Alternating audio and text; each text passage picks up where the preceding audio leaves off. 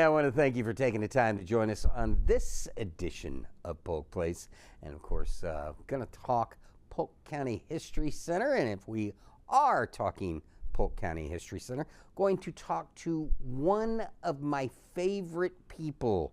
No, not one of my favorite. My favorite person at the Polk History Center. That'd be Jamie Jameson. Oh, thank you. That's a lot of pressure to sustain being your favorite person. Well, do me a favor. Whatever you do, don't watch the taping with Shannon, because I told her the exact same thing. Awkward. That's okay. Shannon's one of my favorite people. So I know, but here's what I'm worried about. If Murda sees either one of these, I am toast. You are toast. You will not be able to walk your way back on that one. How you doing? I'm doing well. How are you? Doing good. Good. We're just catching up before we started filming, and so are you going to be Batman for Halloween? Nah. You're not broody enough? No, dark definitely, but not broody. Not broody, yeah. Motorcycle, right? Gadgets? No. Yeah? I was thinking there were a couple of them. There were a couple of the new things that came out that I thought were funny. I was like, that's going to be a great. I like to go as that Philadelphia Philly Karen, you know. I have seen. That'd be a relatively easy outfit to put together. That's the nice thing on that one. A little blonde wig. Yep. Phillies jersey. Blue jeans. Red hoodie underneath. Yeah. And some glasses that make me look smarter than what I am, which really isn't out of the realm. Hey, you're a very smart man. You know lots of things. I are smart. You are. I are smart. You are smart. You're childish, like we said, but you're smart. What I tell you, all these years, man, you can only be young once, but you can be immature forever. Forever. Yes, yeah. So what do we got going on in October, since we're down the beaten path of Halloween already? Yeah, so October, the first thing we have, of course, is we continue to celebrate Hispanic Heritage Month. So do you know PGTV? You ever heard of them? I'm familiar with them. I know the gig. I think you can click on their website and subscribe on YouTube. But on PGTV, we have a wonderful playlist of videos that were produced with our friend Ana Rivera from the Polk County Puerto Rican Hispanic Chamber of Commerce that looks at some of the individuals from Polk County with Hispanic heritage that have made an impact in our community. And so those are playing at the History Center, but also they're on YouTube. So if you don't have time to come down and visit during this month, you can check them out anytime. But then also at the History Center in our cattle exhibit, we're focusing on the Monsteoka family. Monsteoka family, a long-time Polk County family. In fact, Bill Monsteoka, who still lives here in Florida. Do you know what him and I have in common? He sold me my Harley. Okay. I was going to say good looks. I don't. Yes. No, he sold me my Harley, believe it or not, man. And he was the owner of the joint. Oh, wow. Yeah. Oh, that's right. Yeah, they owned Lakeland Harley before I got to know him. The Chrysler division bought it. Okay. Yeah. I got to know him out at Sun and Fun. He's a big advocate and supporter at Sun and Fun. But his family history goes back 3, 4, 5 generations all the way out to the Kissimmee River, and they raised cattle. So they had their own cattle brands, and they had their own homesteads. So what I did is I kind of looked at that family tree and tried to connect faces with cattle brands. And so if you go into our children's discovery room, you'll see a little piece of paper there that breaks down the family and what some of the cattle brands were. That's very cool. Yeah. I have to compliment you. Do you know why? How deep are we into this taping? 4 or 5 minutes? Yes. Yeah. You know what you haven't used yet? What? And it is the season? Oh, pumpkin spice. Pumpkin spice, but that's because I'm a salted caramel girl. I know, but you always accuse me of it. Yeah. So if you go to Starbucks, you get your salted caramel or your pumpkin spice. While you're waiting for them to make it, you can watch a video on PGTV. Yeah. About Hispanic Heritage Month, and that's bringing it full circle. Nah, I'm just gonna get double espresso. No, nothing in it. Just double espresso. Straight 90 weight motor oil that'll kick you into fifth gear, just like that. Yep. So, but then the other thing for October is we bring back our cemetery tours. My favorites. October. I absolutely adore doing the cemetery tours. So our first one is going to be on Saturday, October the 4th at 9 a.m. That's out at the Evergreen Cemetery, so right at the intersection of Highway 60 and Main Street in Bartow. And we walk through and we explore some of the historic Black residents of Bartow, Mulberry, other parts of Polk County. And what I love about it is it takes people off of the textbook and makes them real. So we can talk about these people and I can put their picture up on the walls at the History Center, but suddenly when you're in the cemetery, this was a person, this was a real person, and their life had challenges, it had victories, they had consequences. Some of our military veterans, the consequence of service is the ultimate sacrifice sometimes. And so we make sure that we stop and we talk about these people. And my favorite one is a gentleman from Mulberry, Staff Sergeant Jesse Nixon. And he's my favorite. He died in Vietnam. Somebody comes to visit him because he's got a little mushroom that sits on his ledger stone, and the mushroom moves every now and then, or a new one gets placed there. And so I feel like there's this continuation of knowledge and understanding and appreciating what he gave for our country during Vietnam. So it's just a wonderful tour. Are you familiar with the change on top of a tombstone? I am familiar with it in that Because it you has, were a military brat. yes, it has to do, now I won't be able to tell you all of it, but it has to do with how you knew them and when you knew them in service. Like Penny was, you were in the service with them. Nickel means you served with them. I know a quarter means you were there when they passed, and I can't remember what a dime meant, but yeah. Yeah, so we definitely will see that sometimes when we're out there as well. And, you know, if you can't make it in October, same thing, in November we'll be at a different cemetery that also has military veterans, World War I, World War II, Korea, Spanish-American War, Seminole Wars.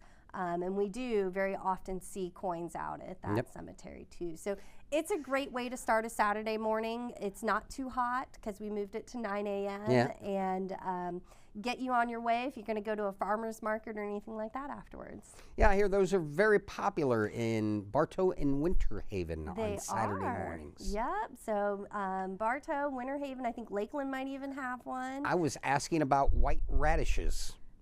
Yeah, Winter Haven.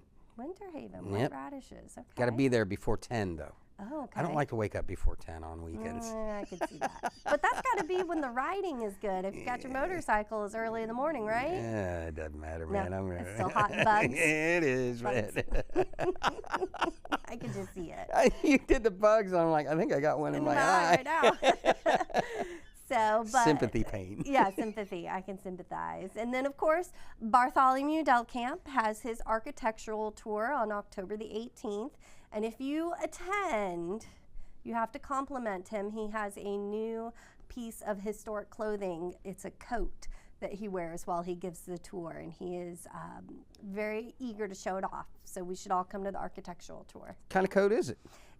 I don't know, because I'm not as good as Bart with the haberdasheries and the menswear, but we have generally recognized it as the Darcy coat if you're a fan of Jane Austen and Pride and Prejudice and that sort of thing. A couple times I've seen him with pictures with a couple different hats. Yes. Not the fedora, but the other one. It's like the election. Bowler. Is that what they are? Well, there's a bowler, and then he's got the straw hat. The straw hat, like the election ones. Yeah, his bowler. When he wears his bowler, that's my favorite because I'm like, oh, look at Bart. He's a 1920s gangster. Let's go. Gangster. So, but he's really enjoying that tour.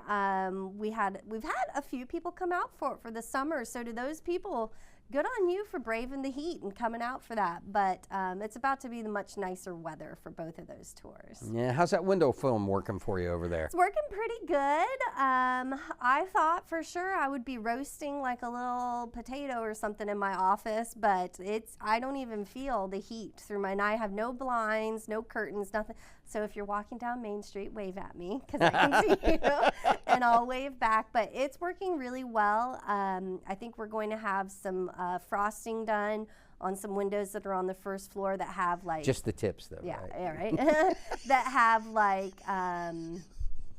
mechanical equipment available that you can see and things that we're just like, that's not a very good show. So they're going to frost the windows for us.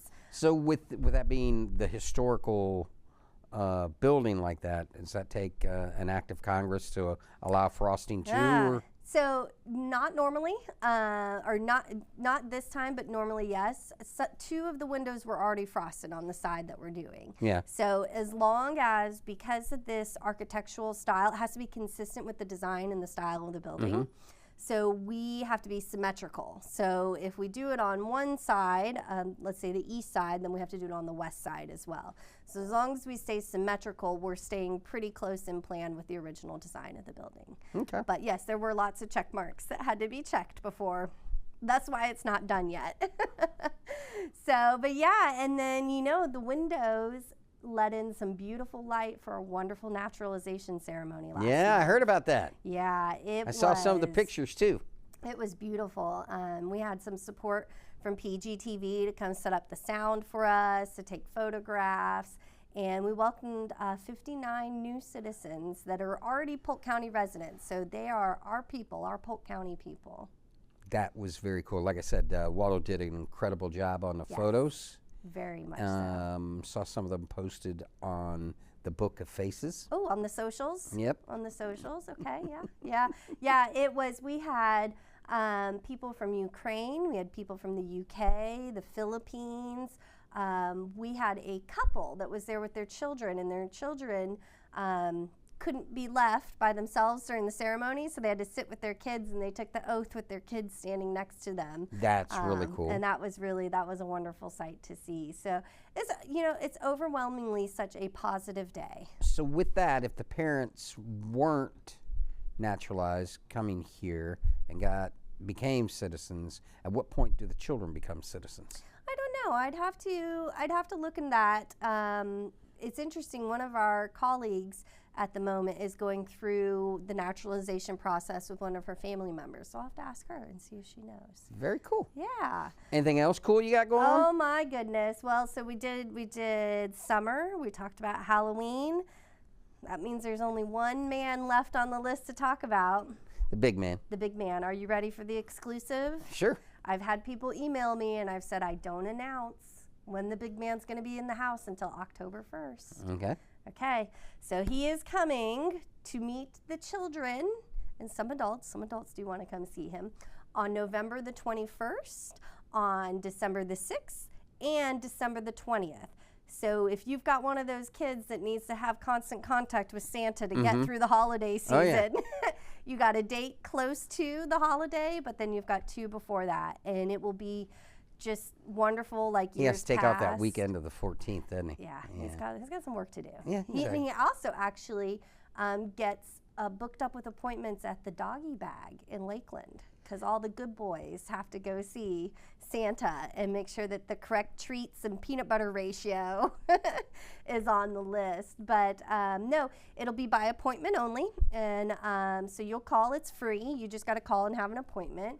And your child, grandchildren, niece, nephew, best friend's kid can come in, and they get 5 minutes one-on-one time with the big man to talk about their hopes and their dreams. And it's just absolutely, next to the naturalization ceremony, absolutely one of the most precious things. Very, very cool. Yes, sir.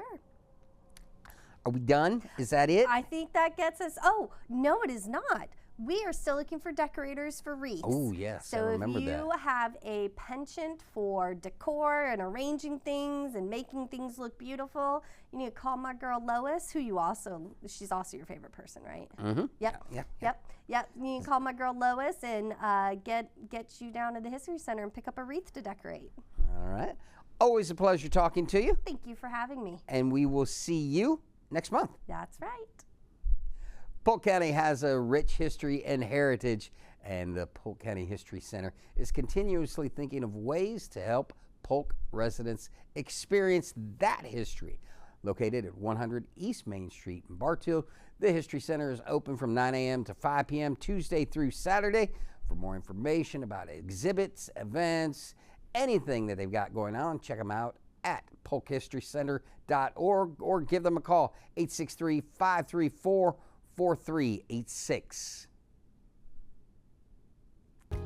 If you enjoyed that episode of Polk Place, I invite you to like, share, and subscribe to the channel, and even check out the next one.